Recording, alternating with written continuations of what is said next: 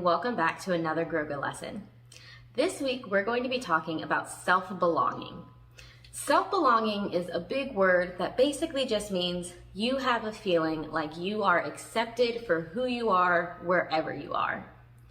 To help us understand self-belonging today, we're going to read a story together as we connect to the idea of self-belonging. This story is called The Day You Begin by Jacqueline Woodson.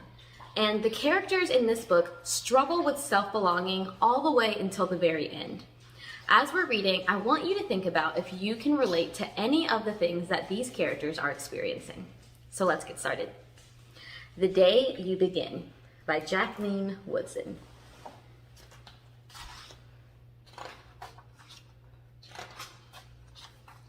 There will be times when no one in the room looks quite like you. Maybe it will be your skin, your clothes, or the curl of your hair. There will be times when no one understands the way the words curl from your mouth, the beautiful language of the country you left behind. My name is Rigoberto. We just moved here from Venezuela. And because they don't understand, the classroom will fill with laughter until the teacher quiets everyone. Rigoberto, from Venezuela. Your teacher says so soft and beautifully that your name and your homeland sound like flowers blooming from the first bright notes of a song. There will be times when the words don't come. Your own voice, once huge, now smaller, when the teacher asks, "What did you do last summer?" Tell the class your story. We went to France, Shayla says. These shells come from a beach in Maine. A boy named Jonathan holds out a jar filled with tiny shells so fragile they look like they'll turn to dust in your hands, your own untraveled hands. My whole family went to India, Spain, South Carolina. Each souvenir a small triumph of a journey. Their travels going on and on. And as you stand in front of that room, you can only remember how the heat waved as it lifted off the curb, and your days spent at home caring for your little sister who made you laugh out loud and hugged you hard at nap time. You can only remember the books that you kept reading long after she had fallen to sleep. And in that room, where no one else is quite like you, you'll look down at your own empty hands and wonder, what good is this when other students were flying and sailing and going somewhere? There will be times when the lunch your mother packed for you is too strange or too unfamiliar for others to love as you do. When even your own friend Nadia will wrinkle her nose and say, "What's in there anyway?"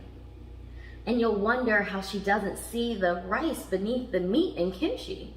You'll wonder, why doesn't she remember that rice is the most popular food in the world? There will be times when the climbing bars are too high and the run is too fast and far. The game isn't one you can ever really play.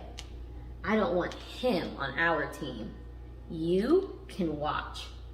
Maybe you can have a turn later. There will be times when the world feels like a place that you're standing all the way outside of. And all that stands beside you is your own brave self, steady as steel and ready, even though you don't yet know what you're ready for. There will be times when you walk into a room and no one there is quite like you until the day you begin to share your stories. My name is Angelina, and I spent my whole summer with my little sister, you tell the class. Your voice, stronger than it was a minute ago, reading books and telling stories, and even though we were right on our block, it was like we got to go everywhere. Your name is like my sister's, Rigoberto says. Her name is Angelina too. And all at once, in the room where no one else is quite like you, the world opens itself up a little wider to make some space for you.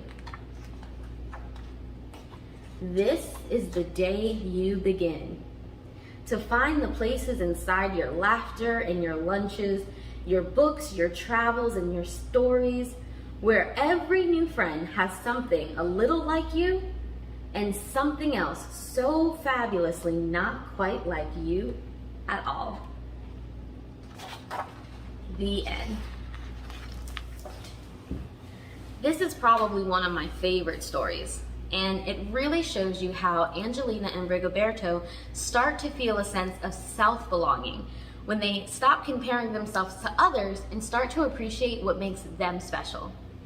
As we think about self-belonging together, I want you to think about how you're a part of your community, but what makes you uniquely and special all on your own.